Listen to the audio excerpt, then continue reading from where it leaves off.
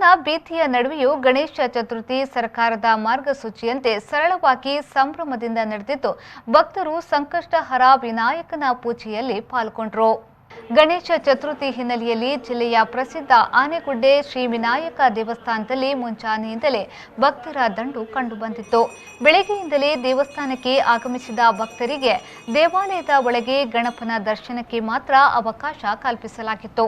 ಅರ್ಚಕರಿಂದ ವಿಶೇಷ ಪೂಜೆಗಳು ನಡೆಸಲಾಗಿದ್ದು ಭಕ್ತರಿಗೆ ಹಣ್ಣು ಕಾಯಿ ತೀರ್ಥ ಪ್ರಸಾದ ಹೊರಗೆ ವ್ಯವಸ್ಥೆಯನ್ನ ಮಾಡಲಾಗಿತ್ತು.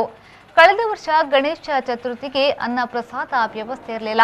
ಆದರೆ ಈ ಬಾರಿ ಸುವ್ಯವಸ್ಥಿತವಾಗಿ ಅನ್ನ ಪ್ರಸಾದದ ವ್ಯವಸ್ಥೆ ಮಾಡಲಾಗಿತ್ತು. 1008 ಕಾಯಿ ಗಣಯಾಗ ಮಾಡಿ ಕೊರೋನಾ ಮಹಾಮಾರಿ ತೊಲಗುವ ನಿಟ್ಟಿನಲ್ಲಿ ಸಂಕಲ್ಪ ಪೂಜೆ ಮಾಡಲಾಯಿತು.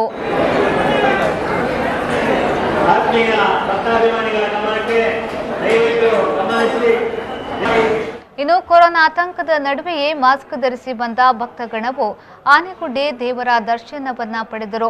ಮಾಜಿ ಸಚಿವ ವಿನಯ್ ಕುಮಾರ್ ಸೊರಕೆ, ಬೈಂದೂರು ಮಾಜಿ ಶಾಸಕ ಕೆ ಗೋಪಾಲ್ ಪೂಜಾರಿ, ಶೃಂಗೇರಿಯ ಮಾಜಿ ಶಾಸಕ ಜೀವರಾಜ್ ಮೊದಲಾದ ಗಣ್ಯರು ದೇವಸ್ಥಾನಕ್ಕೆ ಭೇಟಿ ನೀಡಿದರು. ನಾನು ಪ್ರತಿ ವರ್ಷ ಆನೆಗುಡ್ಡೆ ದೇವಸ್ಥಾನಕ್ಕೆ ಗಣಪತಿ ಹಬ್ಬದ ದಿನ ಪ್ರತಿ ವರ್ಷ ಬರ್ತೀನಿ. ಅದರಂತೆ ಈ ವರ್ಷವೂ ಬಂದಿದ್ದೇನೆ.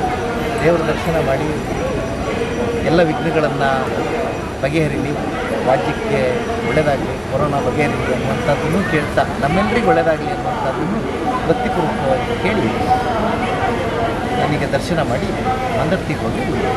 ಕುಂದಾಪುರದ ಸಹಾಯಕ ಕಮಿಷನರ್ ಕೆ ರಾಜು, ತಹಶೀಲ್ದಾರ್ ಕಿರಣ್ ಗೌರಯ್ಯ ದೇವಳಕ್ಕೆ ಆಗಮಿಸಿದ್ದು ಕುಂದಾಪುರ ಡಿವೈಎಸ್ಪಿ ಶ್ರೀಕಾಂತ್ ಕೆ ಮಾರ್ಗದರ್ಶನದಲ್ಲಿ ಕುಂದಾಪುರ ನಗರ ಠಾಣೆ ಪ್ರಭಾರ ಪಿಎಸ್ಐ ಸುಬ್ಬಣ್ಣ ಹಾಗೂ ಸಿಬ್ಬಂದಿಗಳು ಭದ್ರತೆ ಮತ್ತು ಟ್ರಾಫಿಕ್ ಠಾಣೆ ಪಿಎಸ್ಐ ಸುದರ್ಶನ್ ಹಾಗೂ ಸಿಬ್ಬಂದಿಗಳು ಟ್ರಾಫಿಕ್ ವ್ಯವಸ್ಥೆ ಸುಗಮಗೊಳಿಸಿದರು.